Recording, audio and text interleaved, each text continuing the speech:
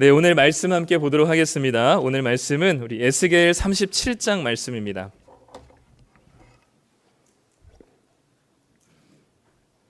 구약성경 1209쪽입니다. 에스겔 37장 1절부터 3절까지 말씀입니다.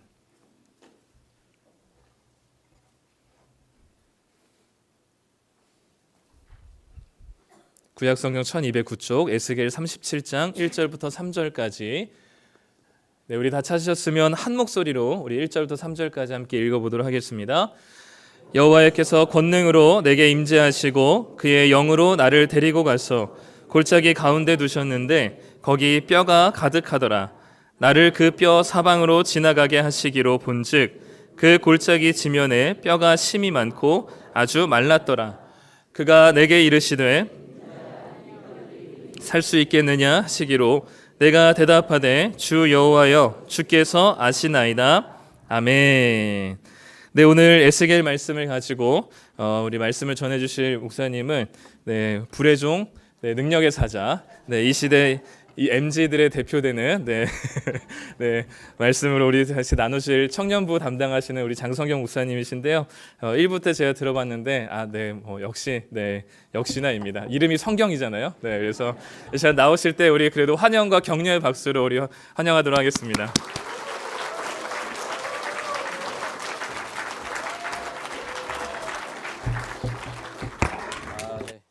역시 박수가 익숙하신 분들이군요. 네, 우리 할렐루야, 할렐루야.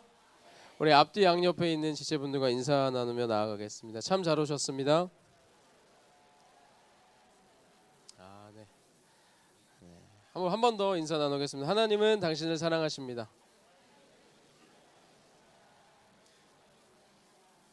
네, 저도 여러분을 사랑합니다. 네, 사랑합니다. 아멘. 네. 왜 이렇게 너무 좋아하시네요? 네, 사랑합니다. 여러분 혹시 로스트 제너레이션이라는 단어를 들어보신 적이 있습니까? 잃어버린 세대라는 뜻인데요. 이 단어를 들어보신 적이 있으신가요? 해밍웨이가 자신의 책 해는 또다시 떠오른다의 서문에서 거스트루드 스타인의 말을 인용한 것이 시초인 용어입니다. 거스트루드 스타인이 자신의 차를 젊은 정비공에게 수리를 맡긴 적이 있었는데 그 청년 정비공의 솜씨가 굉장히 불만족스러웠던 것 같아요. 그래서 이 스타인이 정비소 사장에게 따져 물었습니다. 불평불만을 막 늘어놨다고 해요. 그때 그 정비소 사장이 이렇게 이야기했다고 합니다. 길을 잃은 세대여서 그렇다. 그 청년의 솜씨가 부족한 것은 잃어버린 세대, 길을 잃은 세대여서 그렇습니다 라고 말했대요. 뭔 소린가 싶었는데 저는 이 스타인이라는 사람은 이 표현이 꽤 만족스러웠던 것 같습니다. 그래서 이 사람은 1차 세계대전을 지나며 느낀 삶의 허탈함과 절망감을 자신들의 문학 작품의 큰 주제로 사용하는 젊은 작가들을 잃어버린 세대라고 불렀습니다. 이 잃어버린 세대에 속하는 작가는 해밍웨이, 피츠제럴드, 윌리엄 포크너 등의 작가들을 잃어버린 세대에 속하는 작가다라고 불렀어요. 세상과 인간 그리고 미래에 대한 회의, 허탈감을 표현하는 작가들을 길을 잃은 세대다라고 표현한 것이겠죠. 그리고 이 단어는 이후로 이 작가들뿐만 아니라 대공황 시기를 지나는 미국의 젊은 세대들을 지칭하는 용어로도 쓰였고 그 후로 시간이 지나서는 버블 경제가 무너진 직후 일본의 젊은 세대들을 지칭하는 데 쓰이며 절망적이며 모든 것이 뜻대로 되지 않는 아무리 최선을 다해도 열매를 볼 수 없는 현실의 벽 앞에서 길을 잃어버린 세대들을 표현하는 데 지칭되었습니다. 사용되었습니다. 그리고 오늘날 이 로스트 제너레이션, 잃어버린 세대라는 표현은 결혼과 연애와 출산을 포기했다던 3포 세대, 거기에 더해서 외모와 인간관계를 포기했다는 M4 세대. 저희 청년들은 포기하지 않은 것 같아요. 보시면 너무 멋지고 예쁘죠? 네. 반응이 안 하네요. 청년들이. 청소년들이 반응을 많이 상처가 될 수도 있는데 포기하지 않았는데 어쨌든 이렇게 포기했다는 5포 세대. 더 나아가서 희망과 삶마저 포기했다는 완포 세대라고 불리는 오늘날 대한민국을 살아가는 청년들을 지칭하는 표현으로 로스트 제너레이션, 잃어버린 세대라는 표현이 사용되기 시작했습니다. 이 표현과 걸맞게 청년들의 고독사율이 급증하고 있다고 합니다.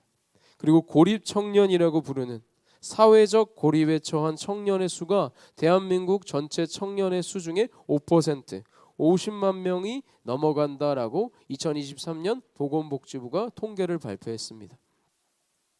그 어떠한 반박의 여지도 허용하지 않을 만큼 너무나도 완벽하게 오늘날 우리 청년들은 길을 잃었고 잃어가고 있습니다.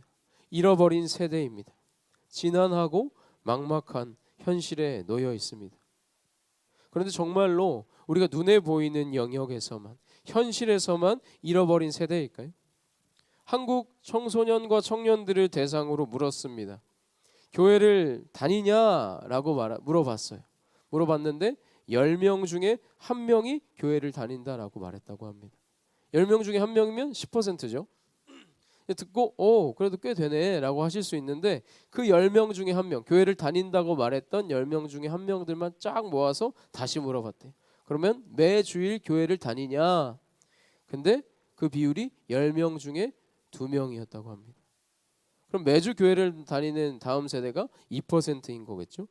근데 그 2%들만 또 싹 모아서 내가 예수님을 영접하고 믿고 알아서 교회를 다닌다 하는 사람은 대답해 봐라 라고 했더니 10명 중에 1명도 없었다고 합니다.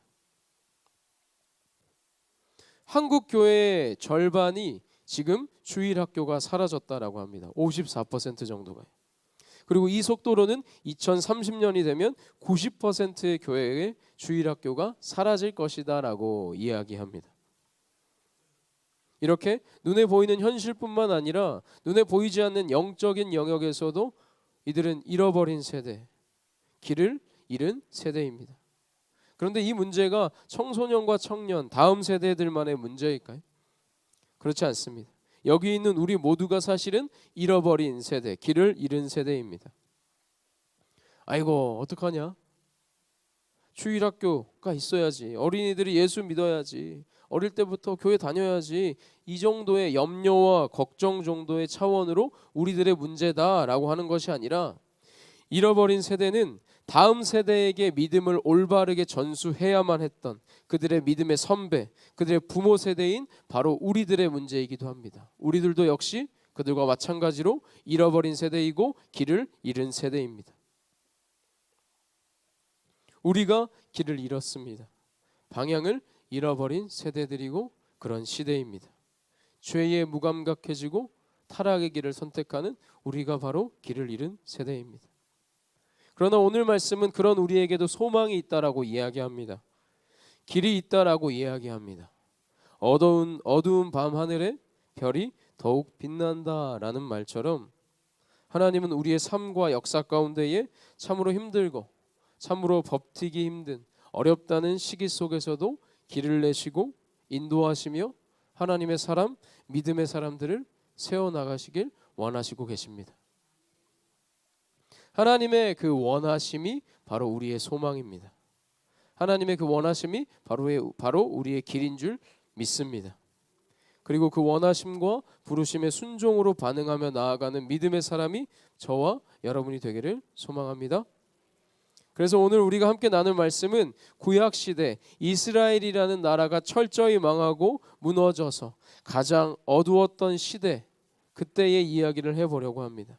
그리고 그 가운데에 하나님께서 세상을 이길 하나님의 사람을 세우시는 역사를 바라보며 지금 이 시대, 죄악이 넘치고 하나님을 두려워하지 않는 시대와 다음 세대들은 모든 것을 포기하는 것을 넘어 갈 바를 잃어버린 세대라고 불리는 이 소망 없어 보이는 시대 가운데에 하나님은 어떻게 하나님의 일을 이루어 가시는지, 그리고 어떤 사람을 부르시는지를 함께 나누어 보려고 합니다. 먼저 오늘 말씀의 주인공인 에스겔에 대해서 나눠보길 원합니다.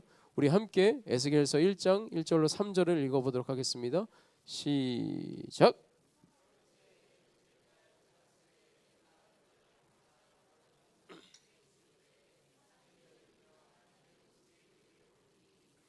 여호와긴 양이 사로잡힌 지 5년 그달 초다세라. 갈대아 땅 그발 강가에서 여호와의 말씀이 부시의 아들 제사장 나 에스겔에게 특별히 임하고 여호와의 권능이 내 위에 있으니라. 아멘. 우리가 3절 말씀을 보면 에스겔이 자신을 부시의 아들 제사장 나 에스겔이라고 자신을 소개하고 있는 것을 볼 수가 있습니다. 우리는 여기서 에스겔이 레위인이었다라는 사실을 알게 됩니다. 그는 레위인이었기 때문에 제사장이 될 사람이었고 구별된 사람으로 하나님의 백성들에게 하나님의 말씀을 전하고 선포할 꿈을 갖고 있는 사람이었습니다. 그런데 우리가 성경을 보게 되면 이 제사장직에 대한 여러 가지 규칙들을 찾아볼 수가 있습니다. 그 규칙들에 따르면 레위인들은 25살이 되던 해에 견습 제사장이 된다고 해요. 요즘 말로 하면 제사장 인턴십을 시작하는 거죠. 그리고 그 인턴십 기간을 5년간 수행해서 30세가 되면 정식 제사장이 되었다라고 합니다. 에스겔도 아마 그들과 마찬가지로 그 일을 꿈꾸고 준비하며 평생을 살아왔을 겁니다. 그런데 오늘 1장 1절을 보면 에스겔이 30살이 되던 해 4월 5일에 어디에 있었는가? 그발 강가에 있었다라고 말하고 있습니다. 근데 그발 강가는 이스라엘에 있는 강이 아닙니다. 바벨론 땅에 있는 강입니다. 어떻게 된 것일까요? 25세에 견습 제사장으로 일을 시작하고 30세가 된 에스겔은 이스라엘 땅에서 제사장을 하고 있어야만 하는데 그는 지금 바벨론 땅 그발 강가에 서 있다라고 하고 있습니다. 2절을 보니까 여호야긴 왕이 통치하던 시기였다고 하는데요. 바로 이때 여러 차례에 걸쳐서 바벨론이 이스라엘에서 사람들을 포로로 데려갔습니다. 바로 이때 에스겔이 여호야긴 왕과 함께 잡혀오게 된 것입니다. 5년 전 에스겔이 견습 제사장이 되어야 했던 25살에 에스겔은 바벨론의 포로로 끌려오게 된 거예요. 제사장직을 시작하는 것이 아니라 노역을 시작하게 되었습니다.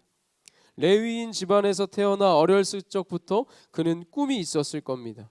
그 꿈을 위해 착실히 준비하며 살았을 거예요. 그러나 그의 꿈이 본격적으로 돼야 했던 25살에 그 꿈은 완전히 다른 방향으로 무너지게 됩니다. 그는 이제 그저 바벨론에 끌려온 포로 중 하나일 뿐입니다.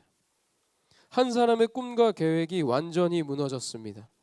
이러한 상황 가운데서 우리는 어떻게 반응하십니까? 이러한 상황 가운데에 에스겔은 5년이라는 시간을 보냈습니다. 매일 주어지는 노역과 점점 더 비참해져가는 내 나라의 상황, 모든 것을 놓아버릴 수 있었던 그때 제사장을 꿈꾸던 에스겔이 정식으로 제사장이 되어야 했던 30살이 되던 어느 날 하나님이 그의 삶에 개입하시고 일하시기 시작합니다. 하나님께서 그에게 환상을 보이시기 시작합니다. 에스겔의 모든 계획과 소망이 무너졌지만 그를 향한 하나님의 계획과 소망은 무너지지 않았습니다. 1.1획도 변하지 않았습니다. 여러분, 우리가 여기서 기억해야 할 것이 있습니다. 알 수 있는 사실이 하나 있습니다. 나의 계획과 우리의 계획과 하나님의 계획은 다를 수 있다라는 점입니다. 내가 꼭 가야 한다. 내가 꼭 해야 한다. 내 자녀가 꼭 이뤄야 한다 라고 생각한 나의 계획이 사실 하나님은 원치 않으실 수 있다라는 겁니다. 내 계획대로 안 될지라도 우리를 향한 하나님의 계획은 변하지 않고 신실하게 이루어져 가고 있다라는 사실을 우리는 기억해야만 합니다. 에스겔은 이 사실을 깨달았습니다. 나의 목표와 나의 계획은 무너졌지만 하나님께서 나를 향한 목표와 그 꿈에 나에게 주신 꿈의 본질을 잊지 않으시고 그것을 맡기고자 하시는구나. 하나님의 말씀을 전하는 것이 본질이 제사장의 본질이 하나님의 말씀을 전하는 것이라면 내가 포로든 제사장이든 어디서든 하나님의 말씀을 전하면 되는 것이 아닌가 이것을 깨닫고 기록하기 시작합니다. 3절을 보면 그는 그래서 자기를 제사장이라고 소개합니다. 다른 선지자들이 자신을 소개할 때 쓰는 선지자나 예언자와 같은 호칭이 아닌 것을 볼 수 있습니다. 심지어 에스겔은 누가 봐도 제사장이 아니었습니다. 그냥 끌려와서 노역하는 포로들 중 하나였습니다. 그러나 에스겔은 알게 된 것입니다. 내가 되고자 했던 제사장이라는 자리의 목표와 본질을 말입니다. 하나님의 말씀을 사모하고 알아가며 그 말씀대로 살아 바르게 전하는 것. 이것은 동시에 우리의 사명이기도 합니다. 우리의 본질이기도 합니다. 하나님의 말씀을 사모하고 가까이하여 배우고 그 말씀대로 살아내고 그 말씀을 삶으로 선포하며 전하는 것이 우리의 사명인 줄 믿으시길 바랍니다. 그저 여러 포로 중 한 명인 에스겔을 하나님께서 사용하셨듯이 하나님은 오늘 우리도 사용하실 것입니다. 이것이 어떻게 가능한가? 에스겔은 아마도 25세에서 30세가 되는 5년 동안 절망도 했을 것이고 좌절도 했을 것 같습니다. 아침에 눈을 뜨면 노역을 하러 나가고 노역이 마치고 끝나고 돌아오면 고통스러워하며 지쳐서 누웠겠죠. 그리고 막막한 미래를 생각하며 잠들었을 것입니다. 이렇게 반복되는 하루를 살아갔던, 어쩌면 우리와 같이 참 평범하고 연약한 자였던 에스겔에게 여호와의 권능이 임했다라고 말하고 있습니다. 평범하고 더 나아가 연약한 자일지라도 하나님의 권능이 임하면 그 누구라도 하나님께 쓰임받는 자가 될 수 있음을 믿으시길 소망합니다. 우리는 에스겔의 상황보다 더 나은 자들입니다. 우리에게는 이미 그 하나님의 권능이 임했습니다. 예수 그리스도를 통한 십자가 사랑을 통해 그것을 우리에게도 허락하셨어요. 그 사랑을 믿는 자에게 하나님은 성령을 약속하셨고 우리가 그것을 믿으면 성령님이 우리 안에 내주하시며 우리를 하나님의 사람으로 빚어가시고 인도하십니다. 아무리 뛰어난 사람일지라도 예수 그리스도와 관련 없는 삶이라면 혹은 관련 있는 척만 하는 삶이라면 그것은 무의미한 것이 되는 것입니다. 제가 인사를 좋아하는데요. 우리 옆에 사람에게 한 번 더 인사합시다. 우리 하나님의 사람으로 살아갑시다. 살아갑시다. 네. 이제 하나님께 쓰임받은 자가 된 에스겔은 바벨론의 포로로 끌려온 이스라엘 백성들에게 그의 삶 내내 이러한 메시지를 선포합니다. 여러분, 하나님은 예루살렘 성전에만 계신 분이 아닙니다. 그분은 지금 소망 없고 어둡기만 한 막막한 바로 바벨론 땅 이곳에서도 우리와 함께 하시는 분이십니다. 그러니 우리도 이 땅에서 하나님의 백성답게 구별된 삶을 살아야 합니다. 하나님은 반드시 우리를 회복시키실 것입니다. 감동적인 메시지. 그런데 문제는 바벨론 땅에 끌려온 이스라엘 백성들이 믿지 않았다라는 거예요. 이 메시지를 듣지 않았다라는 거예요. 왜요? 이스라엘 백성들에게는 예루살렘 성전이 삶의 중심이었어요. 성전이 삶의 중심이라니 너무나도 좋은 문장 같아 보이지만 자세히 들여다보면 하나님이 중심이 아니라 예루살렘 성전, 건물이 중심이었다라는 겁니다. 건물이 우상이 되었어요. 하나님이 나와 함께 계시기 때문에 나의 상황과 현실에도 불구하고 소망하고 기뻐하고 회복을 기다리는 것이 아니라 눈에 보이는 예루살렘 성전이 아직 건재하기 때문에 소망하고 기뻐하고 회복을 기대했습니다. 대상이 잘못되어 형식에 매여버린 가짜 믿음으로 살고 있었던 것입니다. 이런 이스라엘 백성들은 에스겔의 메시지를 듣지도 믿지도 않았습니다. 무시했습니다. 그런데 33장 21절을 보니까 어떤 일이 생기는데요. 한번 다 같이 읽어보길 소망합니다. 한번 읽어보겠습니다. 시작.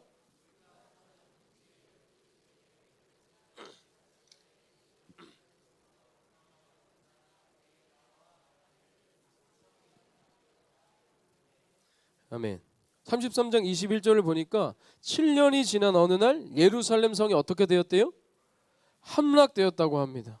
여태껏 에스겔의 말을 무시하고 성전의 존재로, 눈에 보이는 성전의 존재로 믿음을 붙잡았던 자들이 좌절하고 절망하게 됩니다.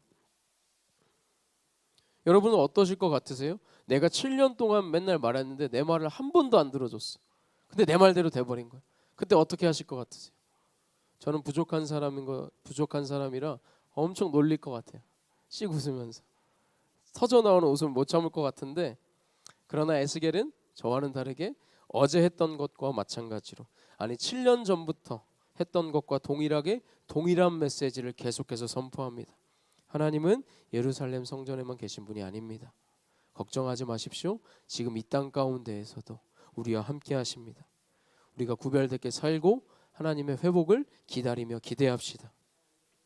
7년이라는 시간 동안 아무도 듣지 않고 무시했던 그 무겁고 버겁던 시간도 에스겔의 사명을 변질시키지 못했다라는 것을 우리는 볼 수 있습니다. 어떻게 그럴 수 있었을까요? 에스겔서에서 반복적으로 등장하는 표현들이 있습니다. 하나님의 손, 여호와의 권능, 여호와의 손이라는 표현입니다. 이렇게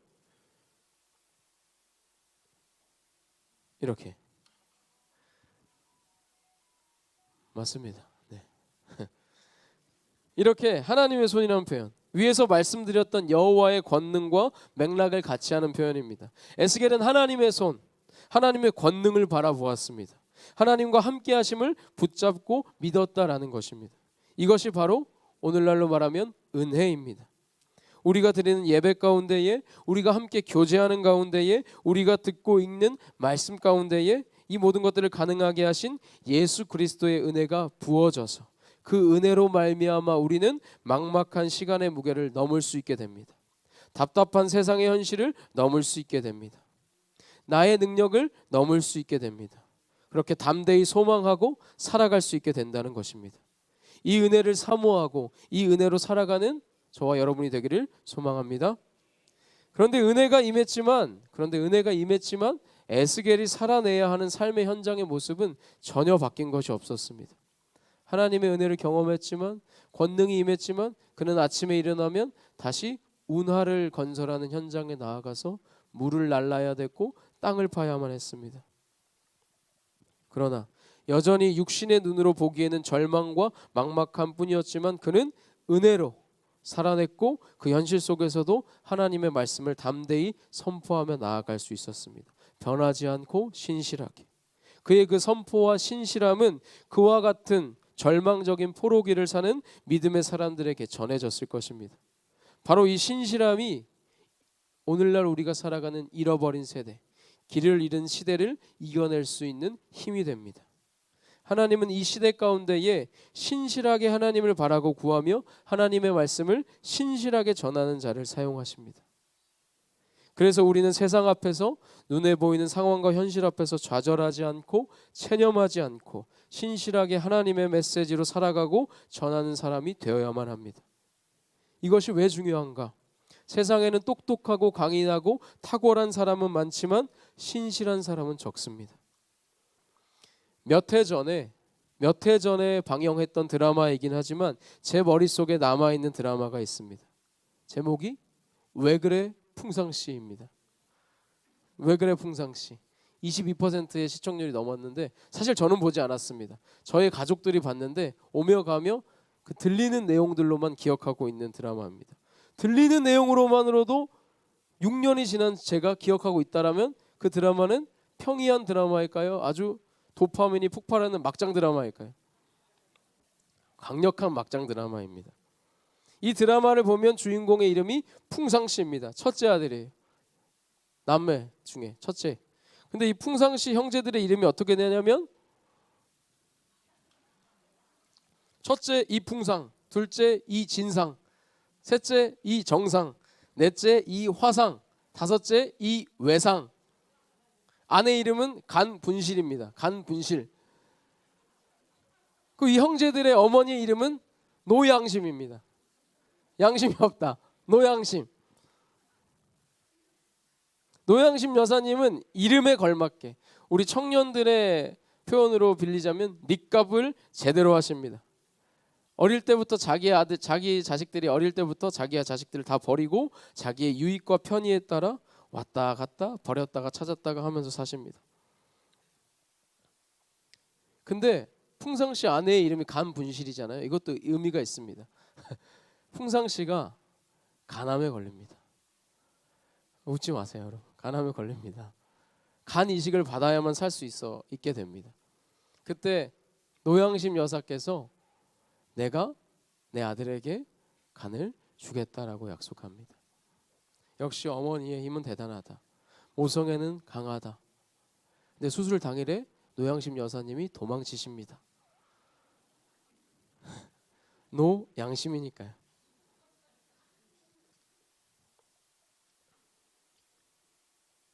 풍상씨는 엄마뿐만 아니라 평생을 바쳐 뒷바라지했던 동생들에게 배신을 당합니다. 이랬다 저랬다 계속 말을 바꿔가요. 그런 것들을 보면서 시청자들의 속은 고구마를 먹은 듯이 답답해져만 가죠. 그래서 풍상시는 어떻게 되는가? 여러분들이 직접 확인하시면 됩니다. 이제 드라마는 잊으시고 다시 돌아옵시다. 드라마는 시대를 반영한다고 합니다. 이런 막장 드라마임에도 불구하고 이 드라마에서 보여주는 모습이 우리가 살아가는 시대를 반영한다라고 합니다. 그럼 이 시대는 어떠한 시대일까요? 바로 신실함이 결여된 시대입니다. 신실한 사람이 부재한 시대입니다. 뛰어난 자들은 많지만 신실한 사람은 찾아보기 어렵습니다. 그렇기 때문에 이 시대, 이 세상은 오히려 신실한 사람을 가장 두려워합니다. 삶의 좌절과 시련 가운데에, 막막하게 흘러가는 시간 가운데에서도, 차가운 현실 속에서도 그럼에도 불구하고 오직 예수만을 신실하게 외치는 사람, 오직 예수만을 구하고 예수님의 뜻대로 살길 원한다고 고백하고 외치는 사람, 그러한 신실한 사람을 세상은 가장 두려워합니다. 에스겔은 다른 이들과 동일하게 포로였고 동일하게 어두운 시대를 살았지만 신실하게 하나님의 메시지를 선포했습니다. 그리고 그 신실한 사람 에스겔을 통해 하나님은 절망한 나라와 민족과 시대 가운데에 자신의 메시지를 선포하십니다. 우리 오늘 본문 말씀 함께 읽어보도록 하겠습니다. 함께 읽어보겠습니다. 시작.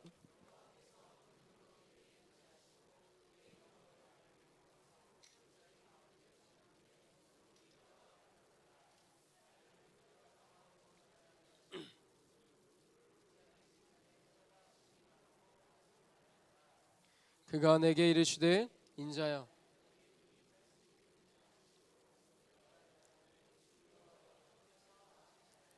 아멘. 에스겔이 전하는 하나님의 메시지를 무시했던 자들이 그들의 마지막 희망 예루살렘 성이 함락되고 하나둘 에스겔 앞으로 나아오기 시작합니다. 이때 하나님은 좌절과 낭망에 빠진 민족과 시대와 나라에게 자신의 메시지를 에스겔을 통하여 선포하기 시작합니다. 환상을 보여주십니다. 마른 뼈의 환상. 마른 뼈가 가득한 골짜기로 에스겔을 인도하십니다. 그리고 에스겔에게 물어보십니다. 에스겔아, 이 뼈들이 능히 살겠느냐? 그런데 신실한 사람, 믿음의 사람이었던 에스겔이 쉽게 대답하지 못합니다. 그는 분명 믿음의 사람이었고 신실한 사람이었지만 그가 전능하신 하나님 앞에 서자 그에게 질문을 던지시는 하나님 앞에 섰을 때 쉽게 대답하지 못합니다. 철학자 키에르케고르가 내 믿음이 진짜 좋은 줄 알았는데 하나님 앞에 서 보니 내 믿음이 별거 아니더라라는 말을 했습니다. 바로 이 키에르케고르의 마음처럼 에스겔도 그랬던 것이 아닐까 생각해 보게 됩니다. 에스겔은 쉽게 대답하지 못합니다. 그러나 대신 이렇게 대답하죠. 주 여호와여, 주께서 아시나이다. 주님, 제 믿음은 여기까지인가 봅니다. 그러나 이 모든 일의 성취가 오직 주님께 달린 것을 믿습니다. 여러분, 바로 이것이 신실한 사람의 고백입니다. 여러분, 바로 이 고백이 잃어버린 시대, 잃어버린 세대, 어둡고 막막한 이 시대를 회복시키는 하나님의 역사가 시작되는 첫 걸음이 되는 고백입니다. 주님, 저는 잘 모르겠습니다. 이 시대, 아니 제 삶조차 명확하게 알지 못합니다. 그러나 한 가지 내가 믿는 것은 내 주께서 다 아신다라는 것입니다. 이 믿음의 고백, 나는 할 수 없고 주님만이 할 수 있다라는 이 고백입니다. 그리고 그 고백을 올려드리는 신실한 사람을 통해 하나님은 좌절하고 절망하고 길 잃은 시대와 사람들에게 말씀하십니다. 하나님께서는 아무런 맥락 없이 갑자기 마른 뼈의 환상을 보여주신 것이 아닙니다. 이스라엘 백성들이 말했어요. 포로기를 지나는 이스라엘 백성들이 늘 외쳤습니다. 우리는 마른 뼈와 같다. 시편에서 말하는 아무런 소망과 희망 없는 마른 뼈들이다라고. 그 탄식과 좌절을 하나님이 듣고 보고 계셨다라는 거예요.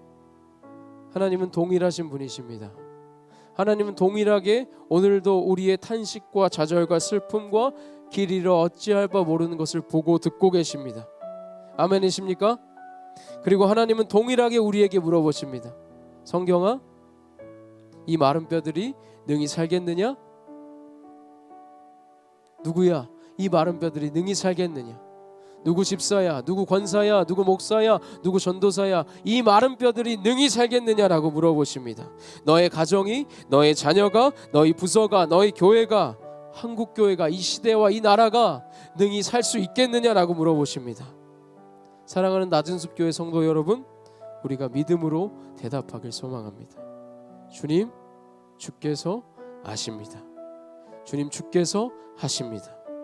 우리 이 믿음의 고백으로 마지막 시대 하나님이 찾으시는 한 사람, 한 가정, 한 교회가 우리가 되어 하나님의 놀라우신 그 역사하심에 동참하는 우리가 되길 소망합니다. 우리 믿음의 고백을 담아 함께 찬양하며 나아가겠습니다.